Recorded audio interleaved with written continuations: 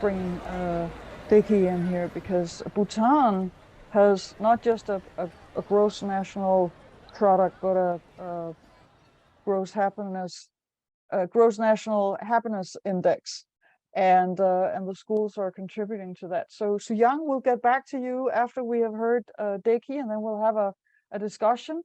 So I'll remove the spotlight from you, and Deki, the floor is yours, and we're all curious about who you are and what you're doing and what is going on in Bhutan. Yeah, so sorry, I keep, this is the third time I've gone off, but hopefully we'll be able to get through. Anyway, in the interest of time, I would just like to say that for me too, you know, in the 35 years that I've been a teacher, I think for the 20 of those years, I was just doing the mundane stuff that all teachers do. You know, you want your children to perform well, you know, be successful academically, do well. And so it was really coming from that space of fear, you know, to do well, to achieve. But in recent years, in the last 15 years, I would say many turning points happened within Bhutan. And also I would say that this transformation in the way that my mind started working as an educator, as a service provider, that it is not about educating just the mind, but it is really about educating the heart. I think that is the element that we have missed out on, you know, the experiences, the relationships, the empathy, the compassion. I think all of that was lost in an education system that only looked at successful individuals coming out of a system to you know, make more money, to contribute more to the economy. So in 2008, I think the turning point for me came in 2008 when 3 major landmark milestone events took place. And if I might say, the first one was a celebration of 100 years of monarchy. It's such a young country, Bhutan. We had just had about 4 kings, and we were celebrating 100 years of having this system. And then in the same year, we had the coronation of the 5th king, the current king, and by none other than his own father, you know. And it is very interesting at this point, when we've just had the changing of the guard in Great Britain, that our king actually abdicated in favor of his son when he was not even 60, he was barely 53. And so the 5th king was crowned. And then the last and final thing was that it was that year that democracy was ushered into the country. You know, democracy usually happens because of demands from the people. But in this case, one could say that democracy was a gift from the throne. And so it was, you know, 100 years ago, the people invested the power in the kings to rule and to take care of the people. And then 100 years hence, it was like giving back the power to the people, and then we became a democracy. So all of these historic events were unfolding before our eyes. And for me as an educator, it also made me think, you know, what could be the bigger purpose and vision of education when our 4th king actually came up with this very simple but profound statement when he was encountered by some journalists in India as he was coming through. And at that point, we didn't even have an airport in Bhutan. We were traveling through India. And he was asked, what is the GNP, the per capita income of Bhutan? And I think it was then that when he thought and he said, I think that gross national happiness is more important than gross national product. And this simple statement, I think, has made all the difference for Bhutan and for the people of Bhutan and now around the world, that there is another aspect to development, and that is with development with values, you know, that there should be a place for happiness in the plans, that people make to move forward. And so that's how the Educating for GNH came. And in 2010, the Minister of Education actually made Educating for GNH a nationwide vision for the country, for all schools. And I think it was at that point that I also felt, wow, I have a vision now. And as a teacher, as a school leader, I'm not looking at high academic scores as the benchmarks, but more like, the 4 pillars of GNH then became my benchmark to really provide valuable education.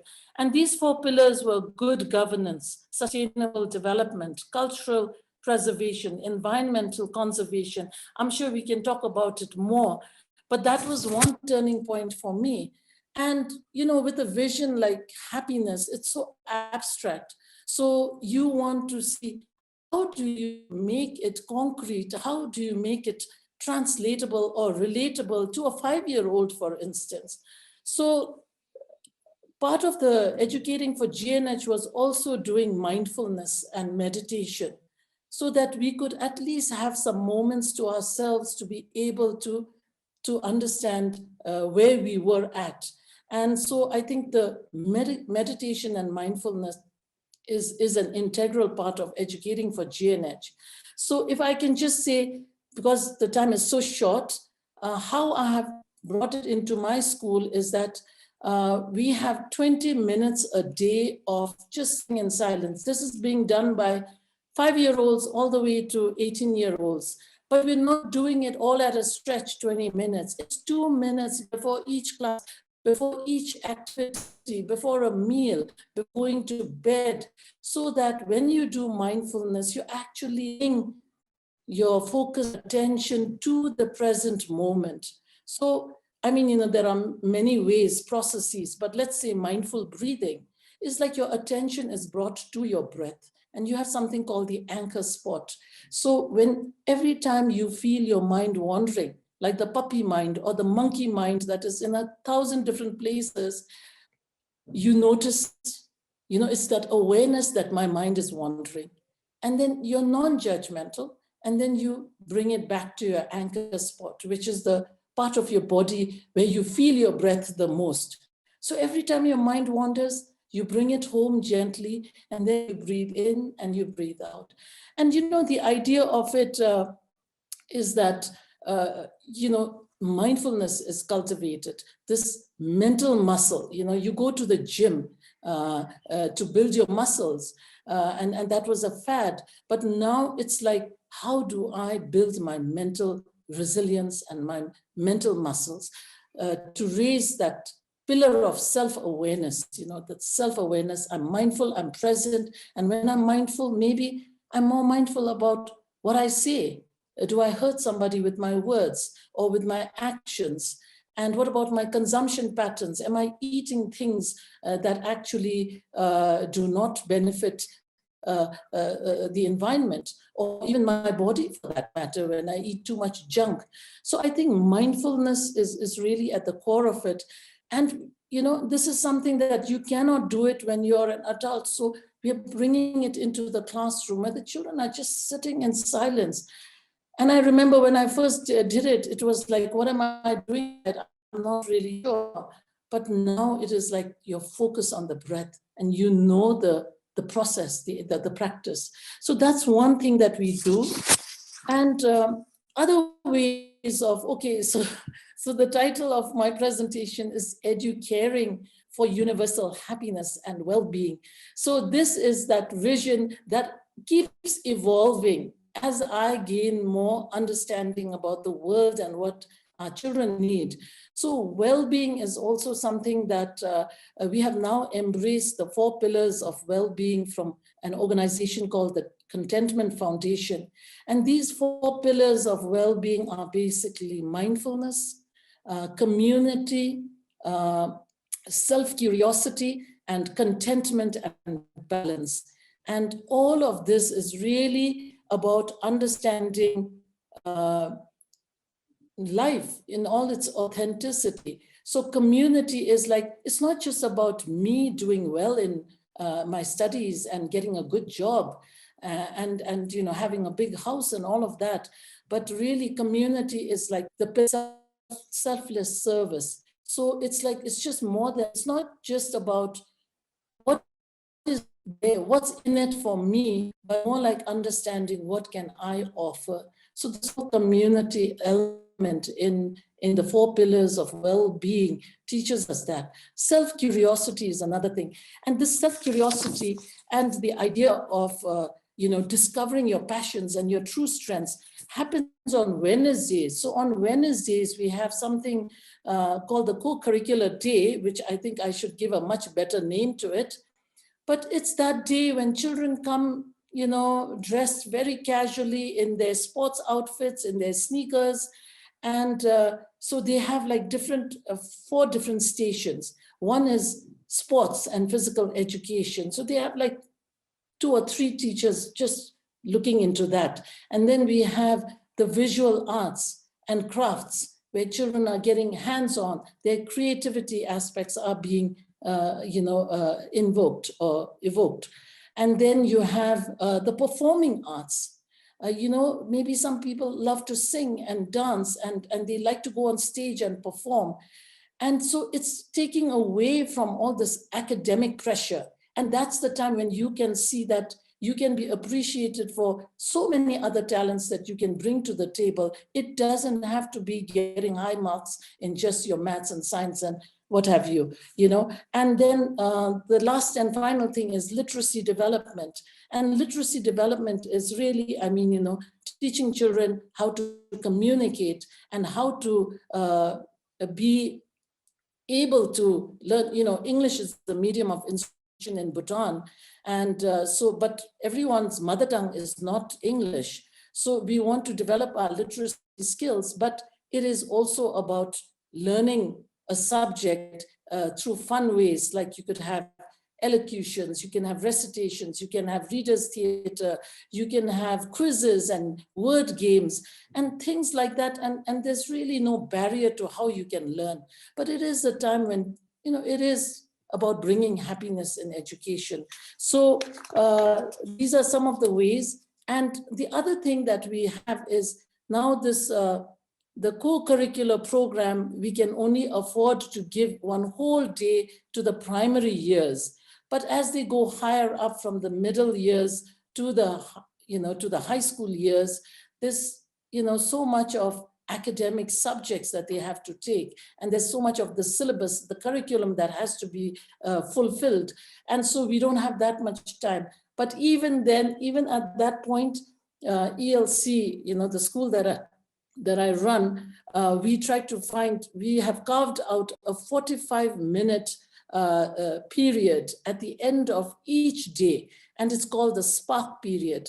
And this spark period on a 5-day week, you can have, you know, speeches. So the whole school comes as an audience, and a student has the opportunity to speak on a topic that he or she cares deeply about, or that he or she is passionate about, or something that is not going right in our school or in our community that he or she wants to shine a light on.